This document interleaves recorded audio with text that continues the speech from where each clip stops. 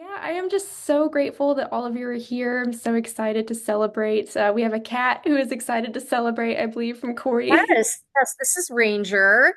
Um, I need to notify the cat wrangler to come and deal with. Oh, he just jumped up on our bookshelf. He wants to perform for you, I think. Yeah, that's Ranger. He's we have him, and then we also have Gus, who those of you from The Habit know Gus the Basset, and I don't think he's around at the moment. Sorry about that. All animals are welcome. It is a celebration, of course. But yeah, I'm just so grateful that all of you are here. Why I Dyed My Hair Purple is officially out in the world. I know I just saw someone say they got their copy today, which is so exciting. I'm so glad that it's making its way into your hands because it truly is just such a beautifully written book. And watching Kori just wrestle through it on the publishing side alone has been such a gift to witness and such a blessing. And real quick, for anyone who doesn't know, my name is Madison Eichel, and I'm the executive director of Calla Press Publishing. And we are the publishing house that was fortunate enough to get to work with Kori.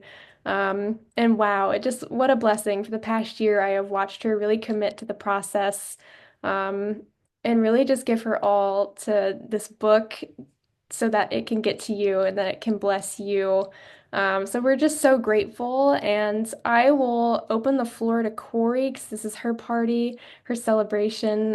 If she has any words to share before we jump into the rest of our evening. Yeah, well, yeah, as Madison said, this has been a ride. I have another book. My first book is my novel, The Goodbye Love Generation, which I independently published. And I decided that even though it would be amazing to use the skills that I've developed in the last few years as a typesetter and as an editor, a lot of you probably know I have a company called Inkling Creative Strategies where I work with writers.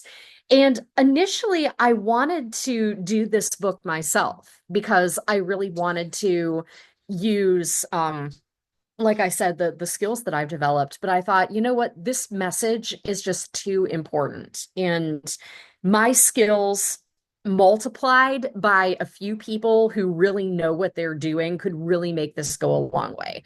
So, the Lord has just been incredible with arranging the opportunities that needed to happen in order for all this to come together. And I'm just so incredibly blessed for the opportunity to work with Calla Press Publishing, whose work I've admired for a very long time. And it's just been great. So I just want to say thank you to you guys, as well as um, everyone who has come together to help me make this happen. Thank you to my friends at the Habit membership. Nothing that I do happens anymore without you guys.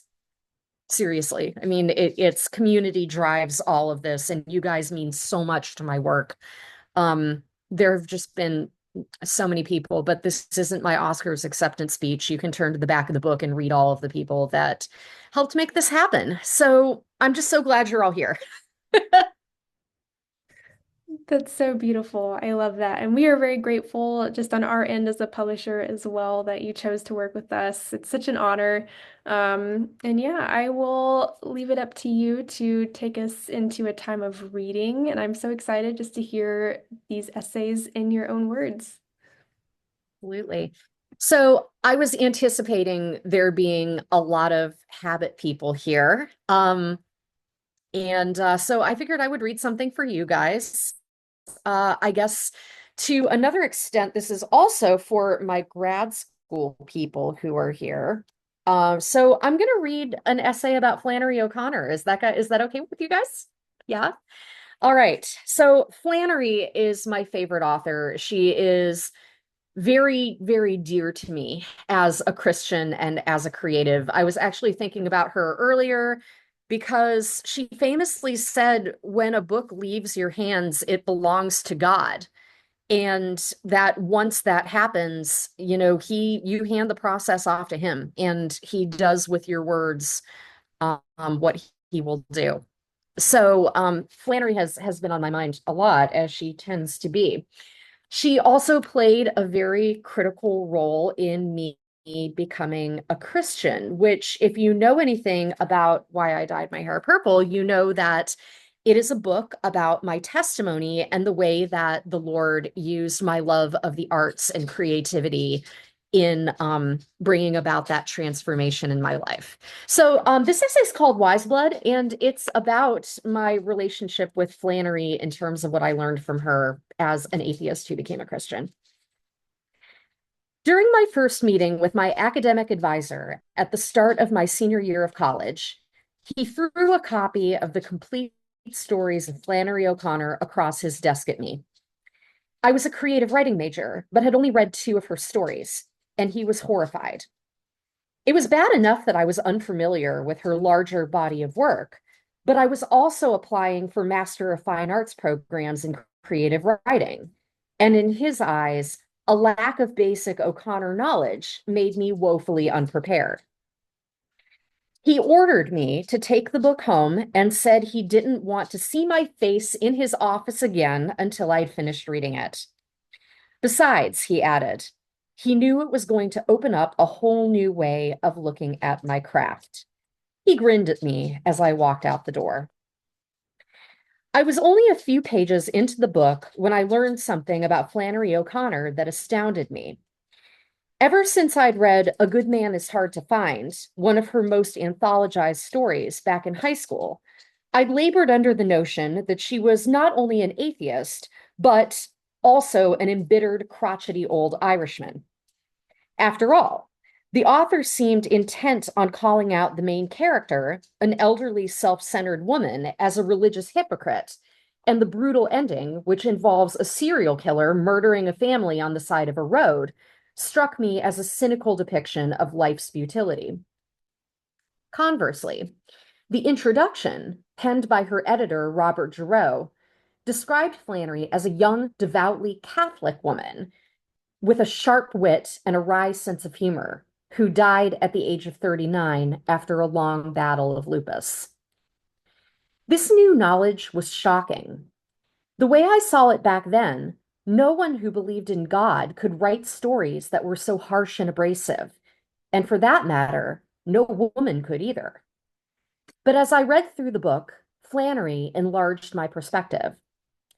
I had always thought that Christian authors only wrote syrupy, overly emotional tales that ended with people falling on their knees and claiming that Jesus is Lord. I was already angry with God, and the self-serving piety of faith-based fiction and movies only made it worse.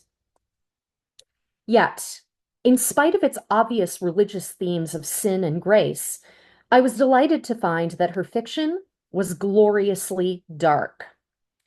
The stories were populated with murderers, false prophets, and self-righteous religious women who frequently have to reckon with their double-mindedness, often in intensely emotional and even deadly ways.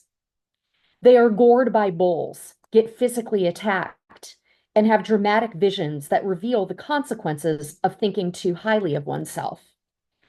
I wasn't a believer, but something about these characters felt like a more sincere portrayal of Christianity than the sickeningly sweet stories I was accustomed to.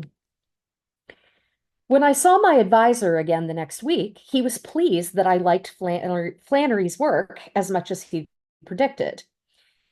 He told me my next step was to read her first novel, Wiseblood.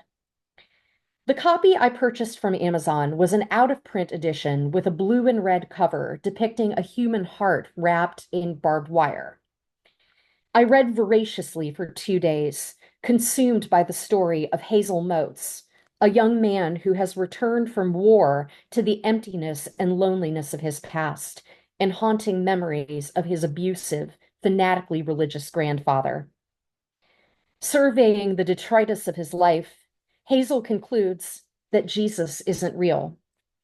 If he were, Hazel concludes, God would intervene in his circumstances and his life would look very different.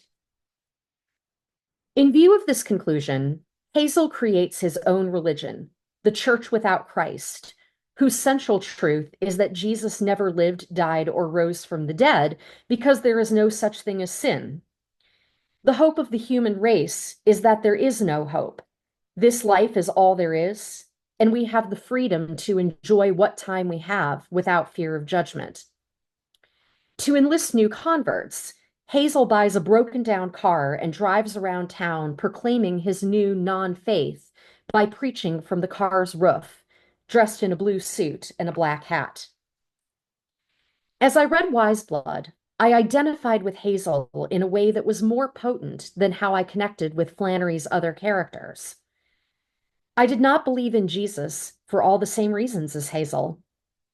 I looked at the horror of the world and saw no evidence of a compassionate creator. I had also been hurt by a hypocritical religious grandparent who spent my childhood humiliating me and degrading my family for not being good Christians like her. Moreover, I had always struggled with depression, spiritual angst, and a pervasive feeling that there was nowhere I belonged. Therefore, as bizarre as it seems, Hazel's beliefs gave me a perverse sense of comfort. Wiseblood gave me hope that I was okay after all, and that perhaps Flannery even understood, despite her Christianity, that the idea of a loving, all-present God had limitations for some people. But of course, that's not what the book is about.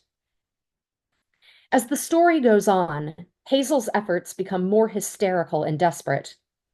A rival preacher co-opts the Church Without Christ, encroaches on Hazel's territory in his own dilapidated car, accompanied by a man dressed in Hazel's signature hat and suit, whom he refers to as a prophet. Hazel responds to this threat by forcing the prophet to take off his clothes and running him over with his car. While attempting to skip town after the murder, Hazel's slowly disintegrating car gives up the ghost, and as a dramatic underscore of his situation, a police officer who finds him stranded on the side of the road pushes it down a hill where it crashes at the bottom. Hazel is left with nothing except the realization that the Jesus he's tried so desperately to run from has finally caught up to him. Sin is real. Without the trappings of his false religion, he can see the full extent of his ugliness. But his pride is still too great for him to fall at the feet of Christ. Instead, he blinds himself and wraps his body in barbed wire, trying to take upon himself the penalty that only Christ is able to pay. His blindness leaves him unable to care for himself, yet he spurns his landlady's offer to marry him and give him a comfortable home, instead choosing to be homeless. Unwilling to accept either the grace of Christ or the grace of this woman, he dies from exposure. When I finished the novel, I sat on the edge of my bed, staring at the cover's stark image of the barbed wire heart. It was not the book I thought it was. Flannery O'Connor was not an atheist. Hazel Motes was a false prophet. And I, too, was haunted by Jesus, whom I was increasingly beginning to believe was real. I couldn't outrun him. It was only a matter of time before he caught up to me and forced me to look at my own deformed, wire-wrapped, horribly defective heart. The contrast between Hazel and me, of course, is that we made different choices. Hazel chose to atone for his own sins, and in doing so, he chose spiritual death. I chose to stop running and to surrender to Christ, who paid my debt for me. Fiction, of course, does not replace God's holy and inspired word. Reading the scriptures was ultimately what confirmed my sinful state before God and my need to be saved. But without Wiseblood, I wouldn't have been prepared to open the Bible for the purpose of investigating the state of my own soul. Although man-made stories have limitations, they are often the crucial domino that needs to be poked in order for our false conceptions of truth to collapse one by one. Several years after I was born again, I read the prayer journal Flannery kept while pursuing her Master of Fine Arts in creative writing. In one entry, she desperately pleads for God to make her a good writer and to help her glorify him by writing a truly excellent novel, the book that would become Wiseblood. I imagine her sitting at a scuffed up desk in the graduate dormitory at the University of Iowa, still adjusting to the cold temperatures after a lifetime spent in Georgia, furiously scribbling in a composition notebook as she pours out her creative frustrations to God, praying for the novel that he would someday use to humble me.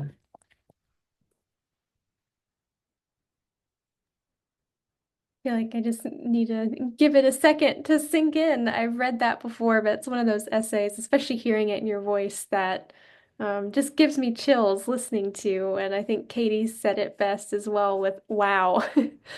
Thank you for reading that. And that's such a beautiful example of what you do throughout the entire book, where you weave together just these tender topics about salvation and spiritual abuse, with creativity and God's grace and how He showed up in your story. So we'll get into that a little bit because I have some questions. But first, I would love to know.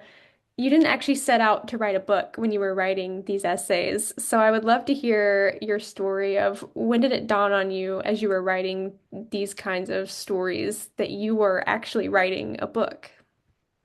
It's a story I love to tell because it involves a person that I know some people here loved very dearly. So I first started writing these, I think, in late 2021. I know that I was kind of coming out of the pandemic at the time that I started putting a lot of this together. And some of you follow me on Substack and you've read the story. Um, Basically, during the pandemic, I was in counseling because I was having a really hard time dealing with everything. And it was with a couple from my church. And I realized as a result that I had a lot to say.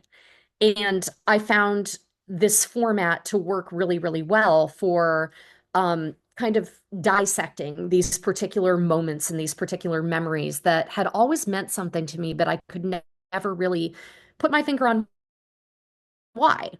So in February of 2022, I went to the Square Halo conference put on by Square Halo Books. And I had about 10 of these written at that point. And I was just having fun, really. I mean, I was posting some of them on the Habit membership forums and stuff. But while I was there, um, my friend Leslie Bustard, a friend to a lot of you guys too, she loves doing these.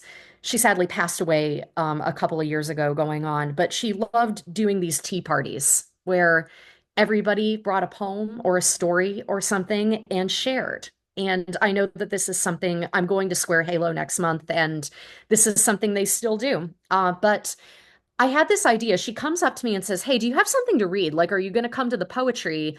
Are you going to come to the tea? Are you going to read something?" And I didn't have anything. So during lunch, the conference theme was Narnia. So it was Return to Narnia or something. So I wrote a Narnia essay that actually is in the book at lunch. And then I cold read it at the tea party that afternoon. So, she had asked me if I had something. I have something. So I read it. And then Leslie comments to me about it afterward and said, "Hey, that was really good. That was a nice tie into the theme of the conference." And I said, "Yeah, I've been writing these short essays." And she's like, "Is it a book?" And I'm like, "Well, no, but um, I guess it could be." And she's like, "Yeah, you should do that. You should make it a book." So thanks, Leslie. I mean, I've keenly felt her absence, or maybe rather her presence, because she's in that great cloud of witnesses now. And so I really have her to thank for all of this. Very, very special, very beautiful person who now has her reward. That's so beautiful. I know it was before my time, but even at Calla Press, I know she played a big role. Just in Samantha's story as well with Calla Press in the early days. So, even without having personally known her, I can tell how much she really made an impact in the world, and I'm just grateful to be a person who can benefit from that and all of her fruitfulness. So yeah, I love that. And honestly, it's just throughout your story, I hear so much courage, courage just to write, courage just to show up and to read. That sounds like my introvert nightmare. So just your openness and your courage to show up, to write these stories, to say I don't even know what I'm doing with them yet, but I know I'm supposed to write them. That takes commitment, courage, obedience to what God's placing on your heart to write. So I just have to give you so much credit and just applaud that I see in you. mean, that's why I say I can't do this without people. Some other folks have arrived since I was reading. My best friend Lindsay is here, with together with her family. My friend Richard is also here. And these are people who, outside of the Habit membership, which I've already talked about, have showed up for me again and again. I think Richard has been to every author event I've ever done. Um, so, I mean, those of you, so many of you, I'm so appreciative for everything that all of you do to support me. You just have no idea exactly how much it is. Mm, I love that. Yeah, you certainly do have a beautiful community. Well, I have a slightly related question. You mentioned and written about not actually wanting to write nonfiction. So, what did that shift look like into, oh, I think I need to dive into the world of nonfiction and write these stories and write these things that have happened in my life? It was, I mean, I mentioned this briefly a little bit ago, but when you're put in a position where after running from a lot of things for a long time, you have 2 hours every week where you sit in a room with somebody or on the phone because COVID. Um, sat on the phone every week for 2 weeks with my counselors from my church. And we talked about some things that I knew were a problem, but that I had kind of buried and had never really brought up with people. But we also talked about some things where I had actually never thought that they were a problem, but they were. There were some things that, and I know that Madison, we're probably going to get there eventually, but there were some things related to past experiences I'd had at churches where some things were said to me that I had assumed were normal, but were actually not okay. And having somebody tell me, no, that was not good, made me think maybe this is something that I need to explore with writing. And I had always written spiritually for myself. I'm a big fan of prayer journaling. I have multiple volumes going back 15 years of these prayers that I've written. And I felt like it coalesced with this format with the short essays in a way where I just kind of felt compelled to like keep writing them. And I mean, those of you that you have witnessed this project on The Habit can attest, like I would just pop a draft on there and say, hey, I don't know what this is, but I feel safe with you guys and you understand kind of what I'm trying to do. Can I just get some feedback on it? And that was, I think, what kind of gave me the courage to try to write about myself when in the past that was a no-no. I wrote about this on my Substack a couple weeks ago, but I took a nonfiction workshop at my MFA program. Yay, MFAs for those of you that are here. And somebody told me, wow, your essay is really good. You should change concentrations and do nonfiction. And I was like, no, I should not, actually. That is not going to be a thing. I was a little mad. But I mean, I think that that's part of the problem of locking yourself into a label that says, I am a fiction writer, I am a poet, I do not write other things, and ne'er the tween shall meet. And yeah, I just think that that's really problematic. Like you're really, it's legalistic is what it is. I mean, you're saying that there's no room for God to move in your life creatively and to lead you to other things. So, yeah, I mean, I guess one piece of advice that I would have for writers in general, particularly writers of faith, is be open to the possibility that God wants you to do something with your work that scares you. because um, he has a way of doing that. And the results are terrifying, but they're also quite thrilling. That's so powerful. Just the idea of not boxing yourself in and saying, actually, I want to stay open to God. Maybe this is a no right now, but I'm not going to shut the door on it because if God asks me to walk through that door, then I hope that I'm willing and able to walk through that door, even if I'm scared to do it. So I love that you had the courage to do that. That you were listening to those nudges as well. I think that's powerful too. A good lesson of listening to God and where He's leading. Um, and yeah, I would love to ask as well. And I think your essay actually did this beautifully. It kind of showed that. Christian art, how God speaks through creativity, isn't always limited to that narrow focus of Christian art, or what we would expect it to look like. So I would love to kind of hear about your perspective of how God can plant those seeds, and really connect with people through creativity in a format that we're not quite expecting to find him in. Because you talk about that a lot in your book. Yeah. So, I mean, I can't really speak to how he does it, except that we know some things to be true about the Lord from his word. We know that Colossians 1:17 says that he is before all things and in him all things hold together. That means everything. I mean, that doesn't just mean that he's holding the universe together as it is right now. It's that because he is sovereign over everything, he has any and all tools at his disposal to use.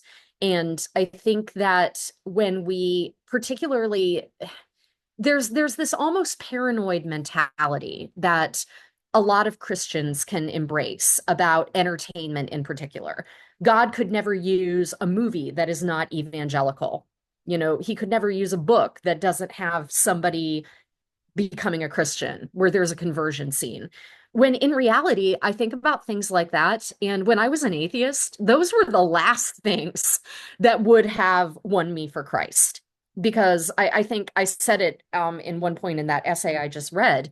I found those stories to be so self-righteous and self-serving. And I just, it to me, it confirmed those aspects of Christianity, which is what I had assumed that it was. And I really like what Deborah just said in the chat. God speaks to us through other people and places that we randomly experience. Boy, is that true. Um, and he may realize we aren't ready or brave enough to receive his message in that moment. He's trying to give it to us, so he reveals it in a tender way that we can receive it. Yes, yeah, I think that that's right on. And I think that for me, oh, Deborah, I hope so. That has been my prayer for this entire thing is that people who have been me will understand that it's okay. You know, you are not alone in this, and you are certainly not alone with Jesus.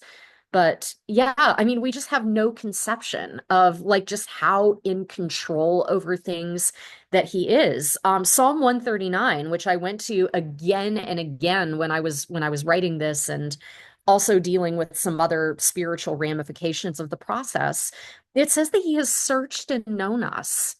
I mean, he knows more about us than we will ever know about us. And to me, that's just quite encouraging that there are no limits. Yeah, Katie says we can't box up God. Absolutely true.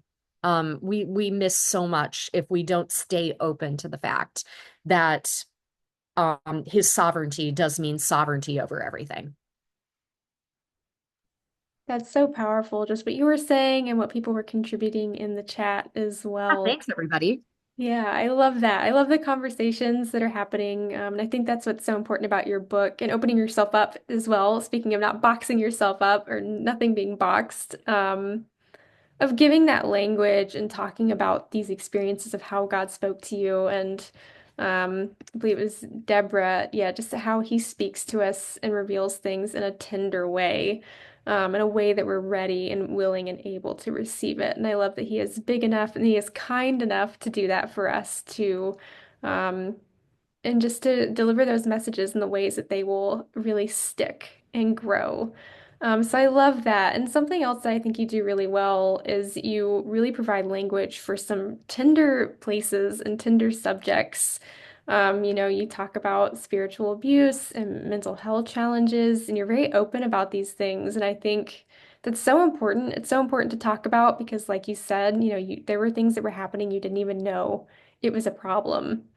So to be able to open the door and say, actually, these things weren't okay.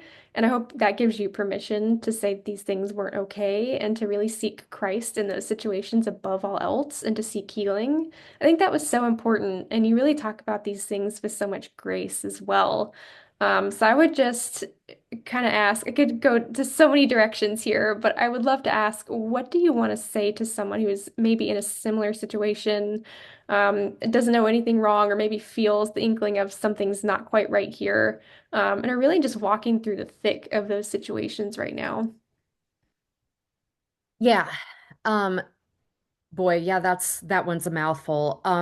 So before I say anything here, I just want to acknowledge the fact that unfortunately, I have many friends that have been through some very, very difficult experiences with religion and churches that either had bad doctrine or ill-equipped leadership or various other things that can go wrong in that area. Um, some of whom have dealt with things that are far more severe than what I write about in this book. And I guess what I would say is that anything that I offer on this topic, um, all I can do is speak to you about what I learned in this area for myself writing the book and pray that something regarding that will resonate with anybody in this room or who will watch this later who might be struggling in this area. So I think, regardless of what the situation is, the thing that remains constant, no matter who you are, is run to Christ, flee to Christ. Don't run away from him. It makes me think about in the Gospel of John when Jesus has some hard teachings that cause many of his disciples to leave. And Peter, he turns to the 12 and says, "Will you too leave me?" And Peter's response is, "Lord, to whom shall we go? You alone have the words of eternal life." Jesus alone has the words of eternal life. His word is the eternal truth. Please do not run from Jesus. If you are in him, if you've accepted him as your savior, you were chosen before the foundation of the world. Like I said a moment ago, he has searched and known you. He loves you. He wants to walk through whatever the situation is with you. Please do not run from Christ.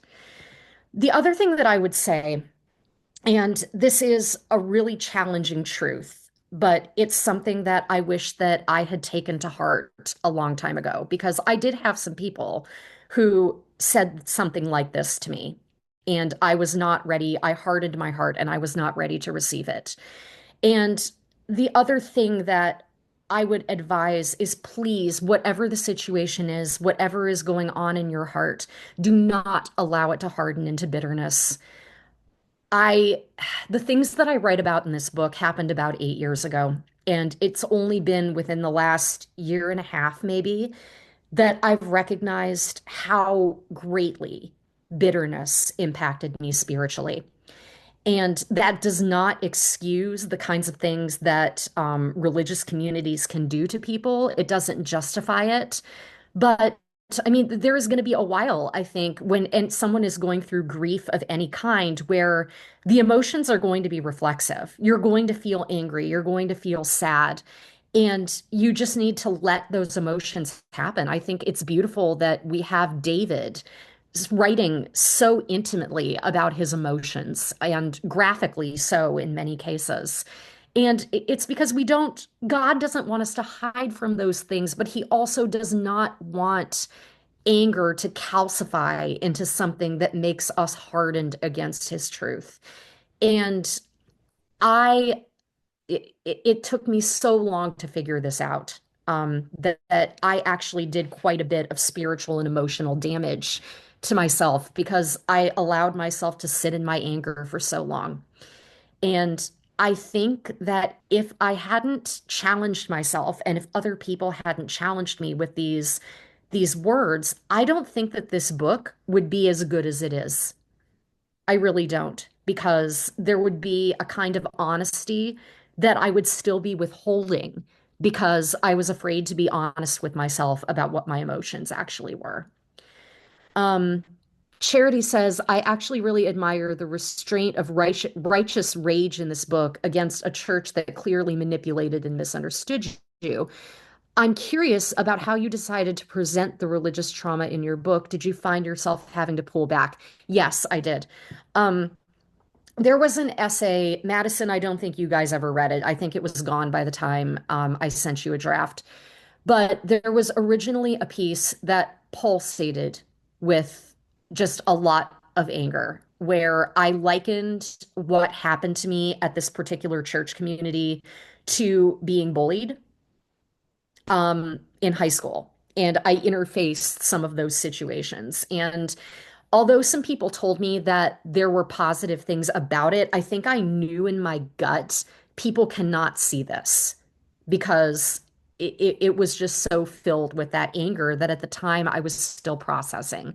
And I think that's maybe another important piece of advice to bring up from me as someone who's been in the trenches with this is sometimes you need to let yourself write angry stuff. God can take it. I mean, he's searched and known us. He knows what's going on in our hearts. And I mean, is that something that you put in front of people? No. I mean, maybe I mean, I would think not.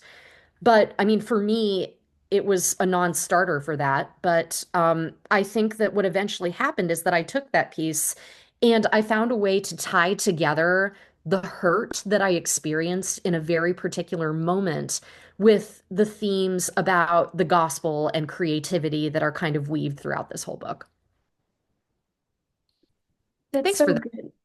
Yeah, that was a great question. And I have something similar as well because I can just hear you just ooze responsibility and honesty with how you've handled healing, you've engaged in that process because, yes, God will work in us, but we do have to take some steps as well that He's asking us to take, whether that's seeing and talking to someone, writing honestly, and making sure everything is out in front of Him because He has searched and known us. And I think we do withhold from God sometimes.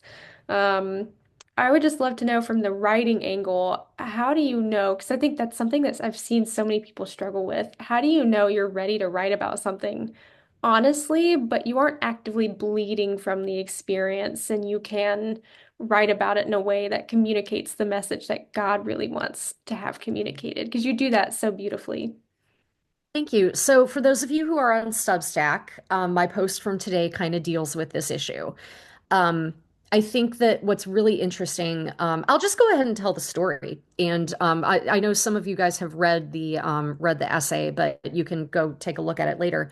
But I had thought that the title essay from this had originated with something that I started writing probably around 2018, maybe a year. We left our congregation that figures in this book in 2017. And I think maybe about a year later, I started writing an essay called Weird Christian Girl that I actually went back to when I was kind of playing around with this format. And I thought that that was where the title essay from this was coming from. Oh, no, it was not.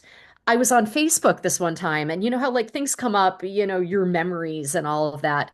A memory came up from this poetry open mic that I went to at Barnes and Noble like maybe 3 months before the bottom fell out of everything.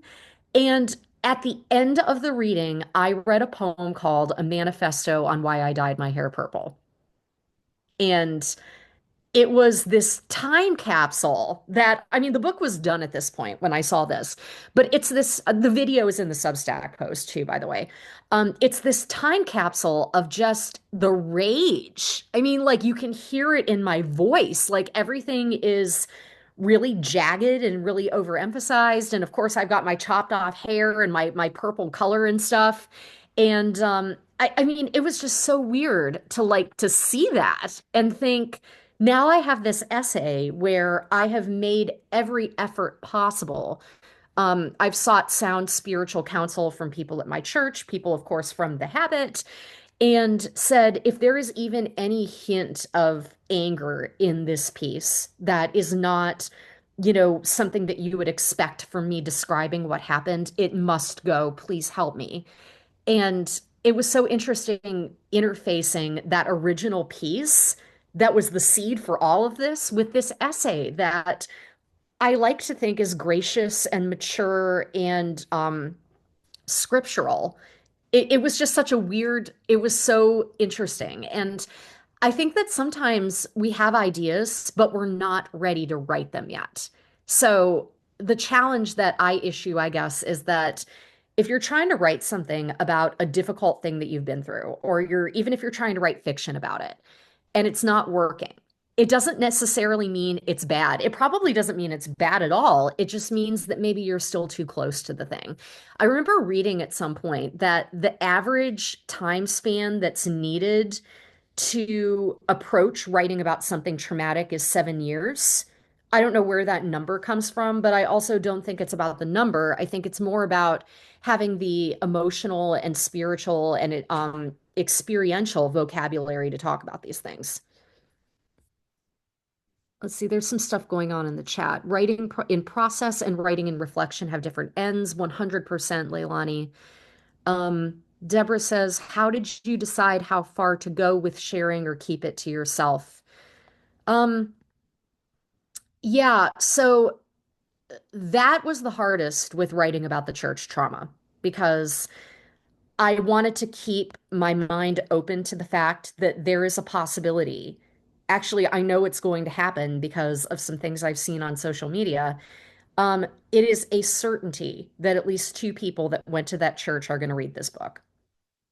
And I wanted to make sure that I didn't share so much that it would come across as being written in the wrong spirit. So, like, I didn't want to make it look like I was doing a tell-all book. And I mean, I'm not here to criticize anybody's life experience, but I do think that there is a preponderance of religious memoirs that are really just written for the purpose of sharing emotional rage that probably is not ready to be shared yet.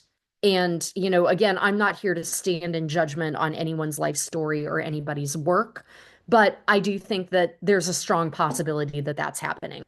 So I think there's a lot of wisdom in taking a step back and thinking to yourself, praying, of course, about how much of my story do people need to read. Because a lot of this is spiritual. A lot of it is about prayer and it is about being obedient to what God is instructing you to do with your work. And I think that when we allow our egos to get in the way or our desire to um, tell all get in the way or our desire to get somebody get in the way. I mean, like getting somebody is a clear violation of how the Lord wants us to conduct ourselves.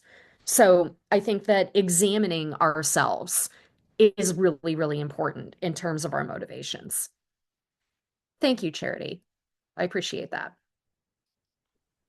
I Yeah. was really hoping that that was the end that it was going to achieve. Yeah, it's so good. I feel like we could sit and talk all night about so many things, but I have one last question before we open it up to an audience Q&A. Um, what encouragement do you want to give to Christian artists out there who are laboring in the good work that God has asked them to do, who might be facing that discouragement or even isolation in their faith communities as well? Yeah. So one thing, our church just finished going through a very extensive sermon series on Romans 12. And the focus of it was unity in the church and how unity can only be achieved when everybody is playing their role within the body, serving each other in love so that we can, as one body, offer ourselves as a living sacrifice. And so, one thing that I've learned within the last couple of months, actually, from that series is serve others. I mean, if you feel like you're a little bit out of place in your church congregation, which I think many of us do. My church is wonderful, but there are still moments where I think to myself, I see things maybe just a tiny bit differently than this person does. Or, I wonder how we would, what would happen if we had a discussion on this topic. I'm not sure how well it would go. Even if there's some friction that you feel with your art. One thing that you should definitely do, one thing that has helped me is serve. Look for a need. I'm not talking about taking a spiritual gift test or anything like that. I have strong feelings about that not being a very effective tool for ministry. But look for the needs that are in front of you and find a way to meet the needs. Probably even bigger to that, listen to people. You do not always have to give your hot take. Um, I'm someone who talks a lot, and I've really learned in the last couple of years in particular to take a breath because when somebody says something that I don't agree with or that is a position on something that's maybe different than mine, I I have learned that it is okay to not speak. And it is okay to listen to the person's frustrations. It is okay to ask questions. It happened just last week. There was a conversation that was really making me frustrated inside, and I asked for help with self-control and listened, and then thanked the person for the wisdom that she had just given me, even if maybe I didn't see completely eye to eye with her. Um, but yeah, you don't always have to give your hot take. You don't always have to share your life experiences. Listening is really, really big. The more that you get to know the Christians around you, the more that you're going to be able to rejoice in the hope that is in them. And I think that that's something that's really important. However, that still doesn't solve the problem of you being a Christian in the arts who needs to connect with other Christians in the arts. And if you are a writer, I invite you to join us at the Habit membership. You probably saw this coming. It is a delightful community for writers of the faith. And it is the most generous, loving, fun group of Christian creative writers that I've ever been a part of. You will immediately find your people. And no, you are not required to write about Christian-y things to be a part of the Habit. If you've read my fiction, you know that my fiction is very, very different from this book. And I hope that people from the Habit membership are ready for when I write my sequel to the novel, because that is going to be coming next. So you're going to get to know those characters very, very well. But yeah, find your community. The Habit is amazing. Just go to thehabit.co and you'll learn everything you need to know. The Rabbit Room is also amazing. These were groups that I found during the pandemic that I'm just so exceedingly grateful for having found. And the bottom line is there are people like you out there. You're not just living in this weird Christian bubble where sometimes you feel like everything is jiving well, you're having great discussions about scripture, and then somebody makes some kind of a snide comment about the movie industry or entertainment. And I'm not trying to say there's not bad stuff in entertainment, because there is. But there is a difference between being paranoid and legalistic and putting a big scarlet letter over all of it and saying, let's look for the good. Let's look for the beauty that people are creating, even if they are not Christians, regardless of what it is that they believe. So there are people out there who share that line of thinking. um Deborah, great question. What about fear of judgment? How do you prepare for possible backlash or revenge from those that are part of the stories? I think that's where you just bathe the entire situation in prayer. I've been, metaphorically, sometimes literally on my knees over this project for the last year, because I want to make sure that, like I said, when those three people that I know have bought this book read it, I want to make sure that they do not feel the weight of my condemnation, because there's no condemnation for those who are in Christ Jesus. And I guess, my prayer is perhaps that, they will feel conviction, I mean, not that my book carries the weight of scripture where scripture is profitable for reproof and for correction. That's not what I'm saying. But I know that I have read memoirs where a light bulb has gone on and I've thought, wow, I treat people like that. And I probably need to go to the Lord and address this with him and ask for forgiveness about how I've treated people. So I mean, I think that that probably is a good way to answer that question is you don't know how the Lord is going to use your work. Hadassah Trow from Calla Press, whose book came out last year, it's called Draw Near. It's lovely. I recommend it to you. She shared something on Instagram today about how something about how we don't know how the Lord will use the seeds of our words. And I think that you know, Deborah, I would say write the truest story that you possibly can.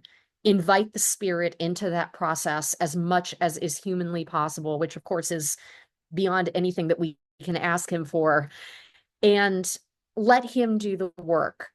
Because I mean, this whole book is about the Lord using our art.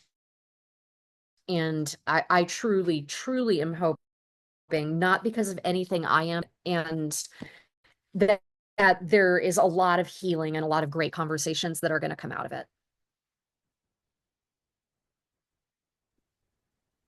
Wow, that's so good. I will officially hand it over to all of you in the audience for a Q&A, or if you just want to say something as well, please feel free to unmute yourselves and share. You can type in the chat, whatever you're most comfortable with as well, but I would love to just hear anything you guys have. Before we do that, I just want to draw attention to what Christina just said. What I hear you saying is that there is a difference between a story about what happened to me and a story about what God did with what happened to me. Yes. Oh, that is so good. I'm going to screenshot that one. That is amazing. Yeah, that's absolutely true because there has to be a there. I mean, it's without what God did, what you have is a rant, and you can find those on Facebook any time of day. But if God has delivered you from something very scary and very serious, and you can stand there to talk about what he did with it, that's a testimony. I mean, that's something that gives him glory and not yourself.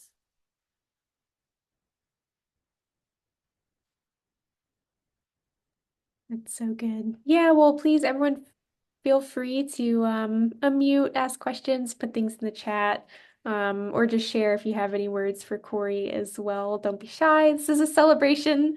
Yeah, looking forward to hearing from all of you. I have a question, Corey. Yes, Elizabeth. Okay, so what would be a piece of art in the past year, maybe in 2024? So movie, book, show, music, that's been spiritually formative for you. So if you're writing this book 10 years from now, what would be the essay you would write about this last year? That's so hard. I feel like I should avoid the low-hanging fruit that is the Wildcat movie. For those of you who don't know, Ethan Hawke and Maya Hawke made a beautiful movie about Flannery O'Connor, and it's called Wildcat, and it's amazing. And but I feel like that's low-hanging fruit. Without going back over, in my Inkling Creative Strategies newsletter, I do a little beat at the bottom called Stuff I Like This Week. And I mention movies and music and things like that that have really spoken to me. It's been a long day, and the best I can do, honestly, is the Wicked movie. Like, I would love to write an essay about that story because I have a relationship with it going back to college, and actually quite a deep story about my college roommate and the ways that she influenced my life. And I mean, in ways that, I'm only now kind of profoundly seeing. And so I would really like to write about that. And she's awesome. She's been on my launch team. It's been great. Um, but I would I would really like to write something about that. I have seen some absolutely beautiful musical theater. I saw The Life of Pi play at Playhouse Square in Cleveland last week, and it was stunning. If any of you are theater people, if Life of Pi ends up where you're at, go. It asks some really profound questions about the importance of the existence of a creator and the ramifications of how that changes the way that we see traumatic experiences. So I know that there are more. Um, Unfortunately, like that's the best I can do at this particular point. That is a great question.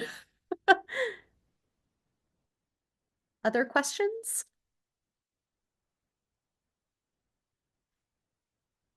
Oh my goodness. Oh, charity.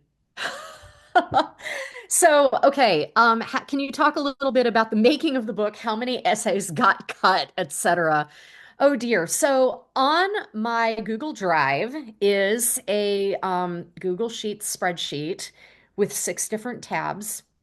One is a master sheet with every single one of these short pieces that I wrote. I can't remember what number we finally ended up with, but the original number of essays that I wrote between 2021 and 2023 maybe was in the upwards of the 80s. And I can't remember, I think there were 40 in the original manuscript, Madison, that I sent to you guys. And then we ended up with 29. So we did a fair amount of cutting just because we needed to shape the storyline a little bit more. Um, One important thing about having people read your manuscript is that sometimes the story that you think you're telling isn't the story you're telling. And one of the benefits of having really great editors and having a lot of wonderful people to give you feedback on your work is that you're able to gradually see like what the story is that you are telling. And I went through a couple of very difficult weeks trying to put together exactly what that looked like. My friend Ashley is here. And when I went to Nashville at the beginning of the summer, which Madison and I had a nice meetup, um, as well, she very kindly let me write in the upstairs room in her house. And I did a lot of reworking and a lot of ironing out. And yeah, it's really wonderful because it's just a testament to how you just never know how one of these projects is going to come out. And when you invite people into the process, it turns out even better in a lot of cases than you imagined that it would. Thank you. I'm glad you liked the ending. That's so good. Well, I know we are at time, so I will wrap us up here, but we are so excited for you, Kori. Just as a publisher from Calla Press Publishing, we are so grateful that you trusted us with your stories. It is just a gift to have been part of the process for you, and we are so excited and can't wait to see how God will grow those seeds through your words as well.